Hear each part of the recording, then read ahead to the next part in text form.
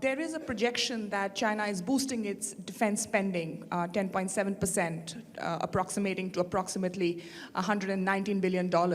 Do you think that in the long run, the growing asymmetry between the Indian military and the Chinese military is going to grow to a greater extent, and that could cause a greater sort of military assertiveness by the People's Republic of China in settling certain disputes with India? And more importantly, how would you define India's current military equation with the People's Republic of China? Right, your second part of the question first. As you all know that, ladies and gentlemen, we are engaged in a strategic and cooperative engagement at the moment with China. Our trade is going to be increasing to almost $100 billion by 2015. So therefore, we are engaged with China today on the economic front in a very big way. And geoeconomics are very important in concert with geopolitics. Now, as far as military is concerned, we have good equations at the moment on the line of actual control. I must tell you this, I've commanded Eastern Army, and let me tell you with conviction that we do have one odd incident, but we also have mechanisms in place. They are at the tactical level, at the lower level, which are taken care of. And there is, at the moment, peace and tranquility along the line of actual control. In fact, the CBMs are in place, the confidence-building measures, which are going to be further augmented in times to come. We are going to engage them, and therefore there is bonhomie along the line of actual control as far as we are concerned. The other aspect, the first part of your question where you talked of the asymmetry, which you feel might come up given the allocation of financial resources to the Chinese and the way they are coming about. Well, let me tell you that wars, when they are fought, we do create for capability. They have a capability. We are creating for our capability. But we do not perceive the asymmetry affecting us in any way. Because there are facets of operational art, there are facets of strategy. We are also going in for enhancing our combat power. We are getting accretions into our combat power. But this is a capability we are developing. It is not aimed at any particular country. I wish to qualify this. That we are also modernizing. Even China is modernizing. But it is not that they have stated anywhere that that resource of theirs is aimed towards India. Similarly, we are creating a capability. And we are going in for it. We are getting all the support from the government. I'm told our Mountain Strike Corps is in the advanced stages of finalization, and I'm certain about it, that the funds, the financial health will not preclude the national security agenda being put on the back burner. I'm certain about it, that the national polity will ensure that the funds are allotted and the Mountain Strike Corps is created. It's a national requirement. This is required by the nation. But it's a capability, as I said earlier, not aimed towards China. It's a capability India requires to cater for various contingencies which may crop up along any of our borders. So much has been made about the supposed agreement between India and Pakistan over Siachen, and the fact that an agreement is on the table, but the army is thwarting it. Can you put some light on that? Look, Army has given its point of view, as I said earlier. Decision has to be by the national polity, by the government. We don't take decisions in this regard. The nation has to take decisions in this regard. But please understand, it is our area. It is strategically important. Why are we talking about own area being given to somebody? I have not understood. It defies all logic.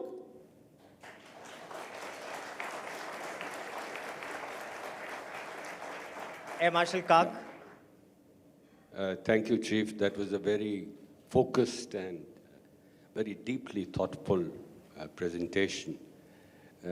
I go along entirely with you on what you recommended, that the army must get out of the internal security role.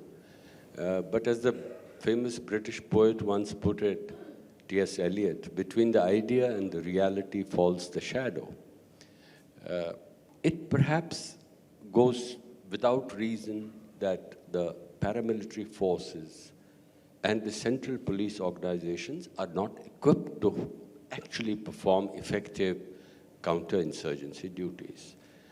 On the other hand, there are also views expressed in the media that army actually does not want to give the space away in terms of counterinsurgency. Mischievous as these may appear, because it gives them a role in national polity and media and everything else. I don't agree with that. But given that you've been chief for 9 months, when do you think you can actually achieve the idea that you propounded by way of reality? Thank you. If you ask me frankly, sir, maybe the acoustics part, could you just repeat the later part of your question? You meant that today the police is acquiring prowess, the CAPF are acquiring a prowess, and we are not keen to give away our... No, I was saying that is a general perception. I don't agree with it. Sir. But when do you think we will actually have a situation in terms of time Where frame? we'll be able to deal it from... When will you dealing from? Right. Look, sir, the point is that, firstly, ladies and gentlemen, had I known that we have colleagues from the Army, from the Air Force and the Navy, I would have been more military in my profile and thought process. I would have talked of even the Navy and the Air Force. I was basically talking on the Army. But, sir, let me tell you that it's very difficult to benchmark. Very difficult to benchmark because there are large number of external factors which are impacting and impinging on the security environment. If we had entirely our own arena, fully isolated, we would have been able to perhaps explain and decide on certain benchmarks as to when we can go out. In this case, you would have seen that the infiltration, we have the entire infrastructure of the terrorists is intact across the line of control. You have seen the infiltration being calibrated from time to time. This incident that has occurred, one of the terrorists killed has been identified as a Pakistani, a foreign terrorist. Now, with this kind of involvement, it's very difficult to perceive. But what I'm coming to is that we are all working towards strengthening the hands of the state government and the state administration. That is the way we are operating. And the day the state government feels they are strong enough to deal with it, period, we go ahead. But point is, this decision should not be politicized. This decision in the national interest has got to be taken in the backdrop of the violence profile. It has got to be taken in the backdrop of what can happen. The futuristic contours we've got to see and then take a decision. And I think we should not be in a tearing hurry in this regard. We need to be very, very confident that there'll be no relapse to anarchy, to terrorism. The clock shall not be put back, and we shall not be left in a position of disadvantage. Let me tell you this. That's the only thing I wish to say. It is not that we want to continue with it. Who wants to fight terrorists? In fact, I must tell you this. We are losing our officers, our JCOs and men by the day, ladies and gentlemen. Who wants to die? Please understand this. We are not getting fun out of dying in that area. We are there because the nation wants us to be there. We are there because that area is declared disturbed. We are not there for fun. We are not enjoying our carrying out these operations. We are there because we are mandated to do so. And in the large national interest, overarching interest, we got to do that. And if we do not do that, and we do not bring about the proper conditions in the arena where we are involved at the moment, which is disturbed, things are going to be bad. And one thing I wish to highlight at the expense of taking 1 minute more. No, please. Ladies and gentlemen, whenever the situation in any of the insurrectionist arenas improves, you will find the level of human rights violations and allegations going up. It's a typical case. When things are bad, when the chips are down, when everybody wants the army to come in, nobody talks about anything. When the things are improving, that the situation is transcending from the public order to law and order domain, you find a lot of rhetoric which is anti-army creeping up. It's for the you all to decide. It's your army. You must take a decision. The nation must take a decision. The government has to take a decision. It's not by the army. But my only submission to everybody is that decision has got to be pragmatic. It has got to be taken in the interest of the national security and should not put the clock back and put the armed forces in a position of disadvantage. Let's get in a voice from the other side of the line of control. Wajahat Khan. Go ahead. General, thank you for interacting with me. I think perhaps this might be the first time that a Pakistani journalist has been given this opportunity. And I must thank you as well as the group for arranging this. I'm going to try to take as little time as possible. This is a 4-part question. Before I start, my condolences for all the men who died the other day in Srinagar. war is hell and terror should be condemned in all its forms, for starters. There was a joke cracked when I came here earlier today by one of the editors of the India Today that try not to create an international incident. And then she sort of took the joke a little forward and said, might as well create an international incident. As a reporter, it's not my job to do either one of those things. I'm just going to try to ask a couple of counter-narrative questions, counter-intuitive questions, which should open up the debate a little further. Firstly, it'll be nice to know about Siachen. Siachen is considered the low-hanging fruit of the Indo-Pak military divide. There's people in and out of uniform on the other side of the border who think that it can be achieved as a confidence-building measure to further things forward. The narrative there is that yourself and your institution in particular think that they are in a superior position and there is no need to pluck that fruit. That's part one.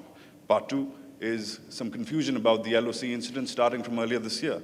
The terrible beheadings, et cetera, we still keep on hearing it from your defense minister, that there was SSG commandos, et cetera, involved. I don't want to get into semantics about who did what, but there was interesting journalism from this country as well, saying that perhaps it was the incident of a bunker being created by a battalion commander, a colonel or something, which could have caused that. This is a story which appeared in your very own newspaper in this country. I'm talking about the Hindu and Praveen Swami story in particular.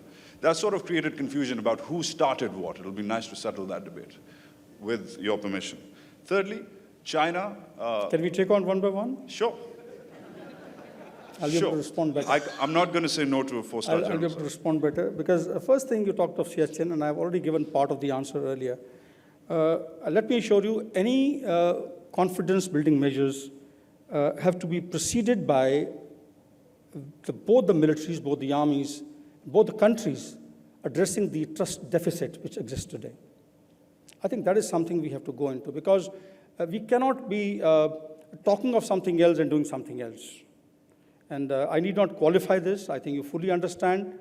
I'll give you a small example. I remember I was the army spokesman during Kargil War, which Gaurav brought out, and Gaurav was a young, budding journalist at that point of time.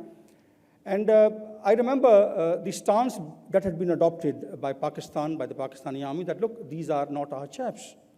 And now you have your former chief, who's a great soldier. I do respect all soldiers, and across the board, this is the profession of arms, where we respect each other. But he is now acknowledging, and your own people acknowledging, that he came in and visited the areas where the Pakistani troops had intruded.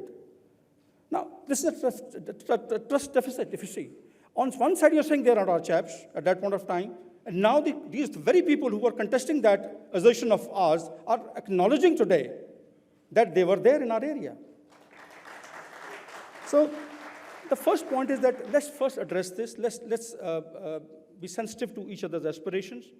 Let's move ahead with civility. Let's underscore the basic norms of warfighting. And I'm coming to the second point along with this, is regarding what was talked of as part of the beheading. Let me tell you, we are a great, robust democracy, and we have freedom of speech. And as a result of this, we had a number of our correspondents reporting on various things. Well, so be it. As I said, it's a democracy, and the strength lies in freedom of speech. But let me, as the Chief of the Army Staff, clarify to you, which I clarified on the 14th of January during the media interaction. We have not crossed over anywhere on the 6th of January, as alleged by the Pakistani army, to carry out any operations across the LC.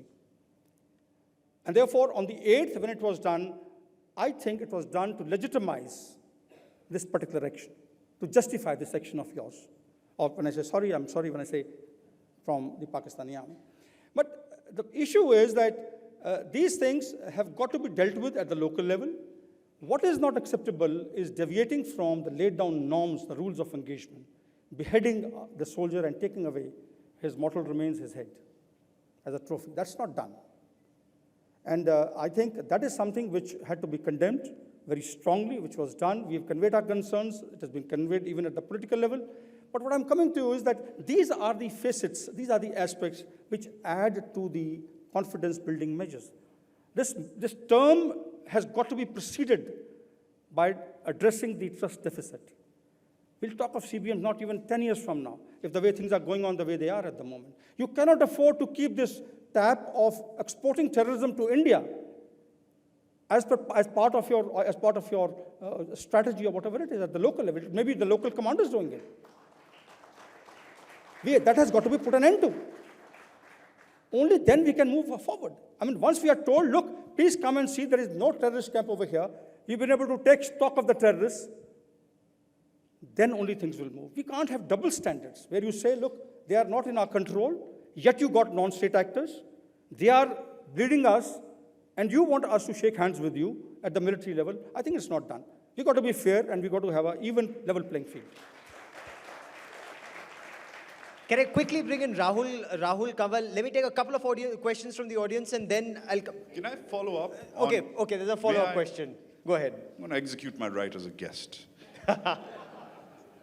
General, thank you for that clarification. I mean, you talk about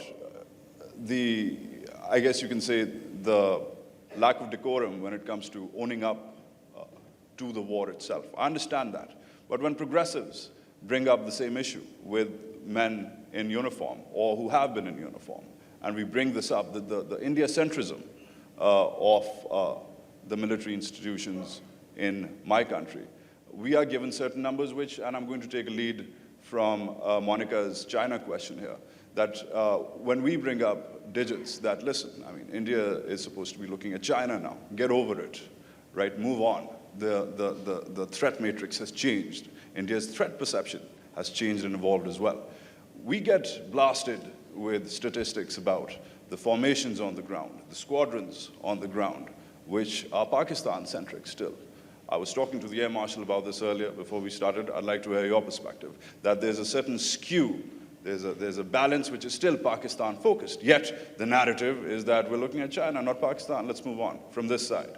I want to settle that. And though it's none of my business, because it's your country's internal debate, it scares me slightly that when Mr. Chidambaram speaks to an audience, much like this one, and says, listen, we would scrap AFSPA tomorrow, except, and I'm paraphrasing, of course, but we can't because the men in uniform in this country in charge don't want it to happen. And then we have the host, of course, ask the same question, and it just seems to me that, and I fear, coming from a country where there has been a fear of an establishment embellished permanently, which is only now going away, perhaps because we fought for democracy and we continue to fight for it. It disturbs me as a neighbor to see signs of that happening and being embellished perhaps in the form of AFSPA and your institution's point of view about how it is necessary to be still implemented. I'd like to know about that. Two things. Let me first clarify that India is a peace-loving nation. Number two, the Indian Army, as I brought out earlier, is an accountable, potent, responsive, and disciplined element of national power. We believe in the authority, the civil authority. We respect civil authority, I brought out earlier in my talk. And any decisions, any actions that the Indian Army will take shall be supported by the national polity, would be on the directions of the national polity, and would be an extension of our state policy. And as I said earlier, we are a peace-loving nation. It is not our state policy to wage war. India has gone to war only when the war has been thrust upon us. If you see historically, please, you will see that India has fought war. It has changed its policy to the use of force only when we have been compelled and the war has been thrust upon us. Now, our formations, our deployment along the IB, let me clarify to you, is a normal deployment in our cantonments. They are the normal exercises that we carry out from our cantonments, and it's a normal activity that takes place. It need not bother you. You take it from the Army Chief. They are not aimed at vitiating the environment. They are by no means trying to give a message to you of any kind. These are normal activities we carry out to remain ready and relevant to the national aspirations.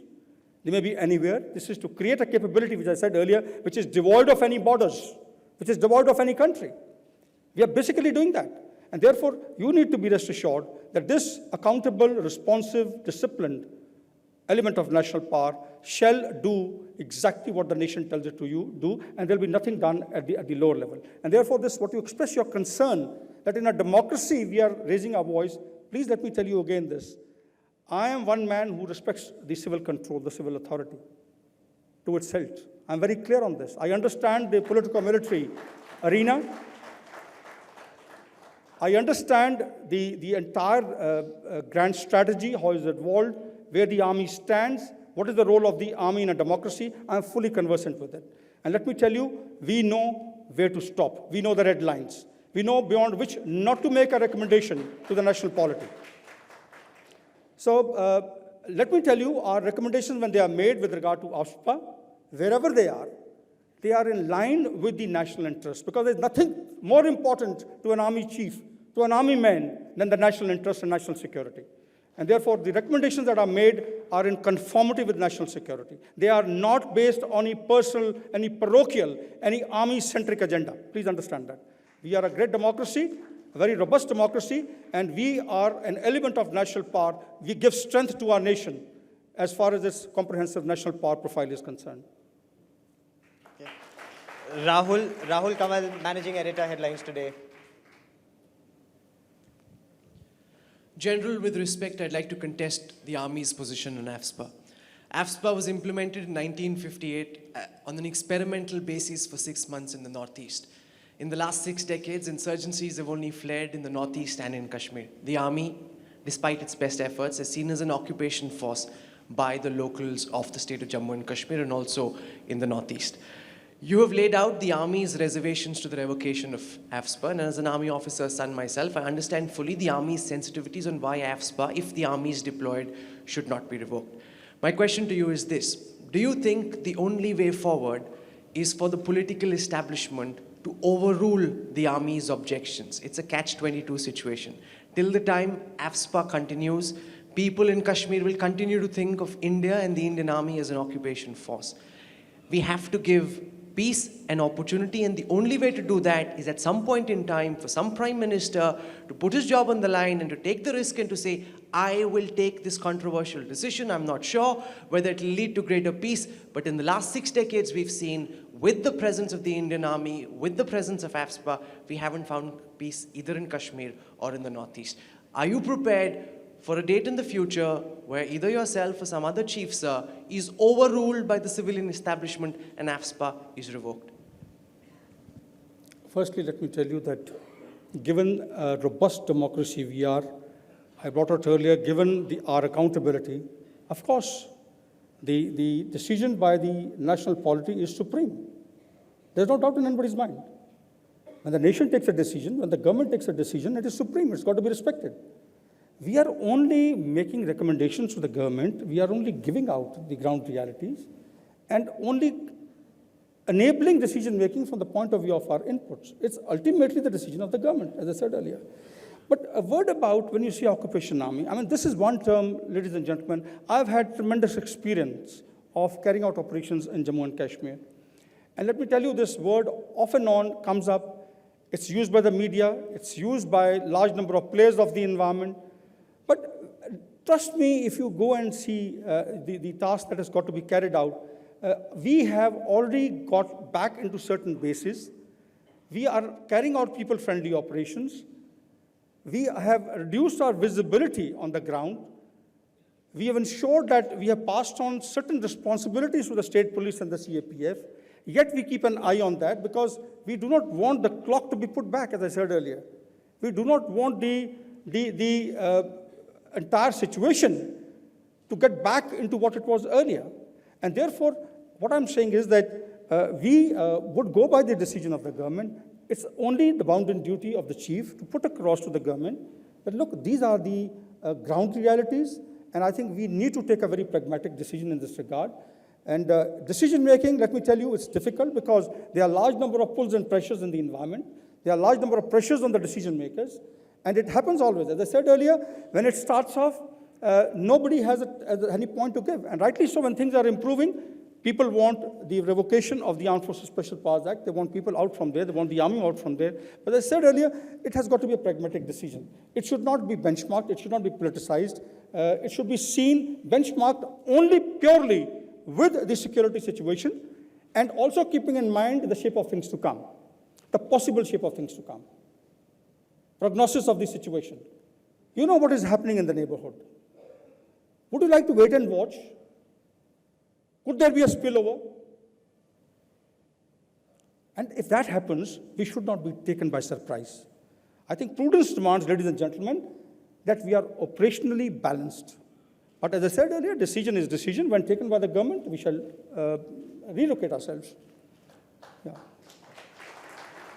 General Bikram Singh, many thanks for your free, frank, and fearless debrief here at the India Today Conclave. Many thanks, sir.